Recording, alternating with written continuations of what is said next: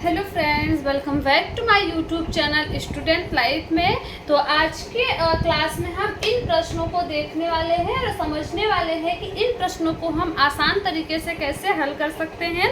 तो आपको वीडियो को शुरू से लेकर अंत तक ज़रूर देखना है, क्योंकि यहाँ पे मैं आपको बेसिक मैथ मतलब बेसिक से लेकर एडवांस तक आपको चीज़ों को अच्छे से समझाती हूँ। अगर आपने पहले इन टॉपिक को पढ़ा है या नहीं पढ़ा है, तो भी अगर आप इन क्लास को अटेंड करते हैं तो आपको मैथ एकदम अच्छे से समझ में आने लगेगा और आप बिल्कुल सीख जाएंगे। तो चलिए हम क्लास की शुरुआत करते हैं और इन प्रश्नों को अच्छे से देखते हुए समझते हुए चलते हैं कि इन प्रश्नों को हमें कैसे हल करना है। तो देखिए दोस्तों, यहाँ पे आप देख सकते हैं कि आपको करड़ी में इतनी संख्याएं दी रखी हैं, तो आपको इन प्रश्नों को कैसे हल करना है। तो सबसे पहले आपको क्या करना है दोस्तों कि ऐसे प्रश्नों को आपको कभी भी आप पहले से जो है हल करते हुए बिल्कुल नहीं चलना है। आपको क्या करना है कि आपको लास्ट वाली संख्या को पकड़ना है और प्रश्नों को यही से हल करते हुए हम आगे की ओर बढ़ेंगे। तो सबसे पहले देखिए, हमने आपको बताया था कि आपको वर्गमूल और आपको घनमूल, वर्ग और घन आपको याद रखना है। अगर आपको ये जो है वर्ग घन आपको अच्छे से याद है तो इन प्रश्नों को देखते ही आप तुरंत इन प्रश्नों का जवाब दे लेंगे। जैसा कि यहाँ पे देखिए, क्योंकि हमने आपको बताया था कि अगर करड़ी के ऊपर कोई भी मान नहीं दे रखा है तो इसका मतलब यहाँ 2 होता है और 2 का मतलब होता है कि हमें इसका वर्ग मूल ज्ञात करना है। क्या ज्ञात करना है दोस्तों? वर्ग मूल ज्ञात करना है। जैसे कि आप यहाँ देख रहे हैं कि हमें करड़ी के ऊपर 3 दे रखा है, इसका मतलब हमें इसका घनमूल ज्ञात करना है। यहाँ पे कुछ नहीं दिया है तो इसका वर्गमूल ज्ञात करना है। तो आपको पता होगा कि 36 का वर्गमूल होता है 6, तो यहाँ पे आप लिखेंगे 6। ठीक है दोस्तों, यहाँ पे आप 6 लिखेंगे। अब आप करेंगे प्लस और यहाँ पे आपको दिया है 19, क्योंकि आपने इसका मान यहाँ पे क्या ले लिया है दोस्तों? 6 रख लिया। ठीक है, तो यहाँ पे करड़ी आपका ऑटोमेटिक हट गया। अब यहाँ पे प्लस लगाएंगे, फिर यहाँ पे 19 लगाएंगे और इसके ऊपर आपका करड़ी लग जाएगा। ठीक है, अब आपको क्या करना है कि इन दोनों संख्याओं को ऐड कर लेना है। तो इसको जब आप जोड़ लेंगे दोस्तों तो 19 से 20 और 5 25 आपको प्राप्त होगा। यानी अभी रुक जाइए, यहाँ पहले हम इन प्रश्नों को, इन चीज़ों को लिख लेते हैं। तो करड़ी में आपका यहाँ बचा है कितना? 76। ठीक है दोस्तों, इसके ऊपर करड़ी है, फिर यहाँ पे आप देख रहे हैं माइनस है और फिर यहाँ पे 130 है दोस्तों, फिर इसके ऊपर करड़ी लगा हुआ है, फिर यहाँ पे माइनस है और इसके इधर 180 आपको दिया हुआ है और इसके ऊपर भी करड़ी लिखा है। ठीक है दोस्तों, अब आपका क्या काम होगा कि आपने इसको हल करके ये प्राप्त किया। अब इन संख्याओं को आप जोड़ देंगे तो यहाँ पे आप देखेंगे आपको क्या, यहाँ पे 25 प्राप्त होगा। ठीक है दोस्तों, ये करड़ी के अंदर आपको 25 प्राप्त हुआ। 25 का आप फिर से वर्गमूल निकाल लेंगे तो आपको यहाँ पे प्राप्त हो जाएगा 5 और यहाँ पे देखिए प्लस है, फिर यहाँ पे 76 है। ठीक है दोस्तों, कितना है? 76 है। अब इसके ऊपर आपका पूरा लग जाएगा करड़ी। अब यहाँ पे इन संख्याओं को ऐसे ही उतार लेंगे, 130 हो जाएगा, फिर यहाँ पे आप करड़ी लगा देंगे, फिर यहाँ पे देखिए माइनस है, फिर यहाँ पे 180 और ये करनी है। ठीक है दोस्तों, अब फिर से आपका वही काम होगा कि आपको पहले इन संख्याओं को हल करना है। तो इसके लिए आपको 76 और 5 को आप क्या करेंगे? जोड़ देंगे। तो 76 और 5 को जोड़ेंगे तो आपको 81 प्राप्त होगा। कितना दोस्तों? 81। और 81 आपको पता है किसका वर्गमूल है? तो 9 का। यानी इसका आप मान ज्ञात करेंगे तो आपको प्राप्त होगा 9। ठीक है दोस्तों, कितना प्राप्त होगा? 9। अब देखिए, अब ये 9 है और यहाँ पे ये निकल चुका है, करड़ी से बाहर निकल के 9 आ गया।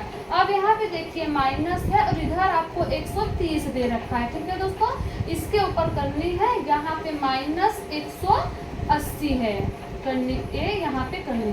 अब आपको फिर से इसे हल करना है। तो जैसा दोस्तों यहाँ पे प्लस रहता था तो हम इसको ऐड करते थे, उसी प्रकार अगर यहाँ पे माइनस है, बीच में निशान आपको यहाँ पे माइनस देखने को मिल रहा है, तो आपको क्या करना है? 130 में से 9 को आप घटा देंगे। ठीक है दोस्तों, तो 130 में से 9 को आप घटाएंगे तो आपको प्राप्त होगा 121, जो कि करड़ी में यहाँ पे है 121। अब आपको पता है कि 121 किसका वर्गमूल होता है?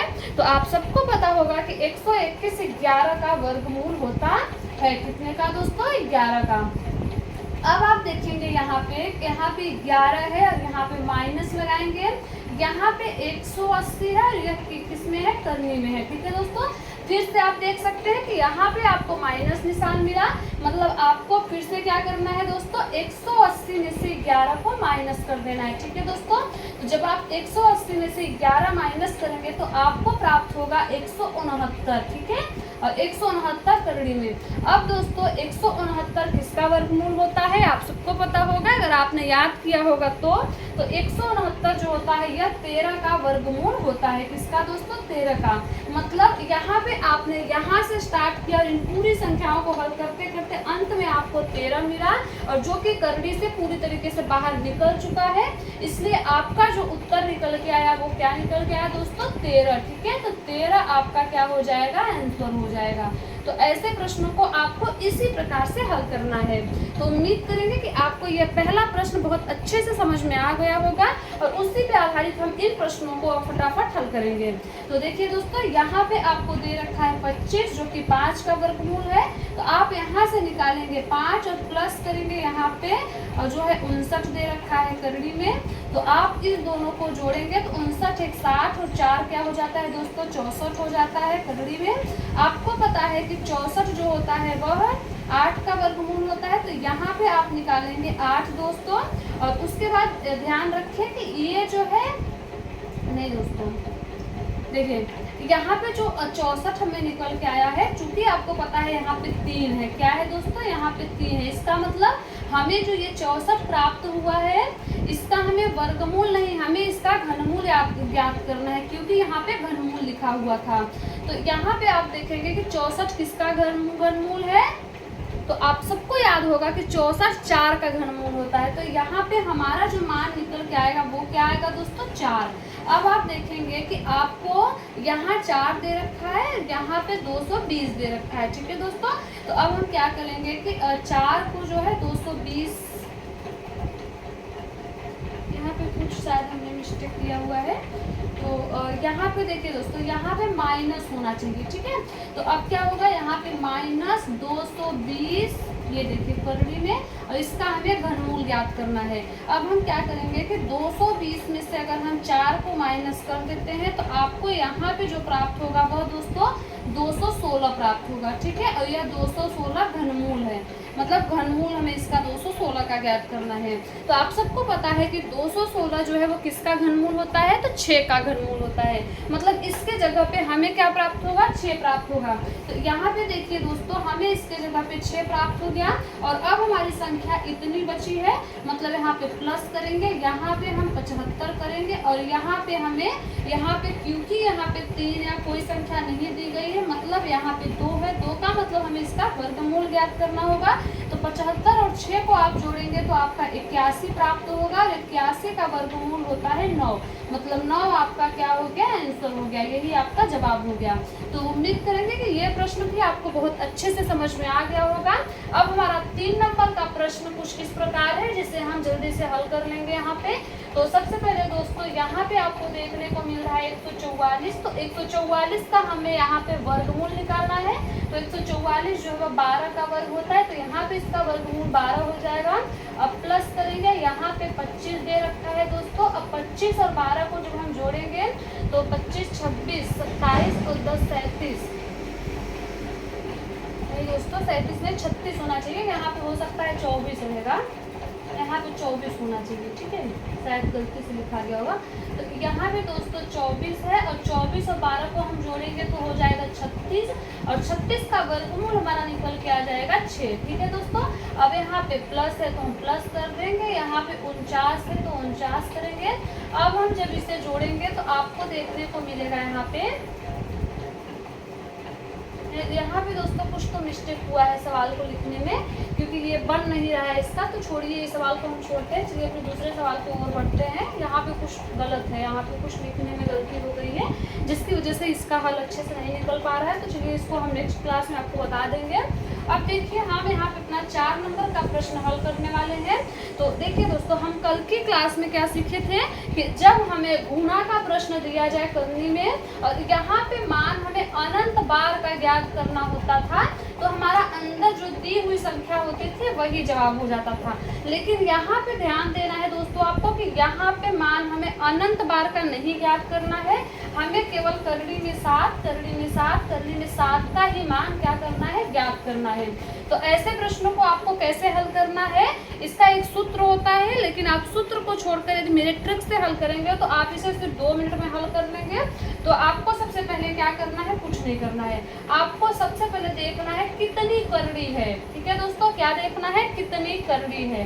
तो आप यहाँ देख सकते हैं 1, 2 और 3, यहाँ पे 3 करड़ी है। तो आप क्या करेंगे, आप 3 बार 2 से गुणा करेंगे, यानी 2 दूनी 4 दूनी 8 दूनी 8। ठीक है दोस्तों, कितना प्राप्त हुआ आपको, 8 प्राप्त हुआ। ये काम आपका हो गया, ये फर्स्ट स्टेप था हमारा। अब सेकेंड स्टेप आपको क्या करना है, आपको दी हुई संख्या को एज इट इज यहाँ पे लिख लेना है। ठीक है, आप लिख लिए। अब आप देख रहे हैं यहाँ पे 8, तो आप इसके घाते में पहले लिख दीजिए 8। ठीक है दोस्तों, अब आप इसको बटे चढ़ा दीजिए, और यहाँ पे 8 है तो इससे 1 कम, यानी जो मान यहाँ पे हमें 8 प्राप्त है तो 1 माइनस करके हमें 7 प्राप्त होगा। तो यहाँ पे आपको ऊपर 7 लिख देना, यानी 7 पे 7 बटे 8। ठीक है, ठीक है दोस्तों, इसका उत्तर होगा 7 पे घाते 7 बटे 8। उम्मीद करेंगे ये प्रश्न आपको अच्छे से यहाँ पे समझ में आ गया होगा। इसी से संबंधित हमारा यहाँ पे नेक्स्ट जो है प्रश्न है, यहाँ पे आप देख रहे हैं कि करड़ी में 5, करड़ी में 5, करड़ी में 5, करड़ी में 5, करड़ी में 5 जो है, हमें इसका मान ज्ञात करना है। ठीक है दोस्तों, हमें इसका मान ज्ञात करना है। तो सबसे पहले आप फर्स्ट स्टेप को क्या फॉलो करेंगे, जो हमने बताया है कि आप देखेंगे कि करड़ी कितनी बार है, तो 1 2 3 4 5 कितनी बार है दोस्तों, 5 बार है। तो सबसे पहले आपका फर्स्ट स्टेप होगा कि आप 2 2 2 का 5 बार गुणा करेंगे। आप इसे मन में भी गुणा कर सकते हैं, चूंकि मुझे आपको समझाना है इसलिए मैं बोर्ड पे कर रही हूँ। मुझे स्वयं करना होता तो मैं ऐसे करती, 2 दूनी 4 दूनी 8 दूनी 16 दूना 32। तो एक 32 नीचे लिखेंगे, उससे 1 कम ऊपर, यानी 31 बटे 32 हम इसका घात लगा देंगे। यहाँ पे आपको समझना है, तो आप 2 गुणते 2 गुणते 2 गुणते 2 गुणते 2 करेंगे। तो आप देखिए 2 3 4 5 हो गया। तो इसका गुणा करेंगे, 2 दूनी 4 दूनी 8 दूनी 16 दूनी 32। तो यहाँ पे हो गया 32। ठीक है दोस्तों, अब हम क्या करेंगे, दूसरे स्टेप में, अपना स्टेप फर्स्ट है, दूसरे में हम लिखेंगे यहाँ पे 5। इसके घाते हम सबसे पहले यहाँ पे 32 लिख देंगे। अब 32 से बटे चढ़ा के इससे 1 कम, यानी 31 लिख देंगे। तो यहाँ पे आपका जो उत्तर निकल के आ जाएगा दोस्तों, वो क्या हो जाएगा, यहाँ पे आपका उत्तर निकल के आएगा 5 पे घाते 31 बटे 32। यही आपका जवाब हो जाएगा। तो ऐसे प्रश्नों को आपको इसी तरीके से अच्छे से हल करना है। तो उम्मीद करेंगे कि ये सारी प्रश्न आपको अच्छे से समझ में आ गई होगी। तो क्लास आपको कैसी लग रही है, वीडियो आपके लिए हेल्पफुल हो रही है या नहीं हो रही है, तो आप इसे कमेंट बॉक्स में ज़रूर बताइएगा। और अब फिर से बोलूँगी कि आप अगर नए हैं तो मेरे चैनल को सब्सक्राइब जरूर करिए। मुझ पर विश्वास करके आपसे फिर मिलते हैं नेक्स्ट क्लास में एक नए टॉपिक के साथ। तब तक आप लोग पढ़ते रहिए और अच्छे से नोट्स बनाते रहिए। धन्यवाद।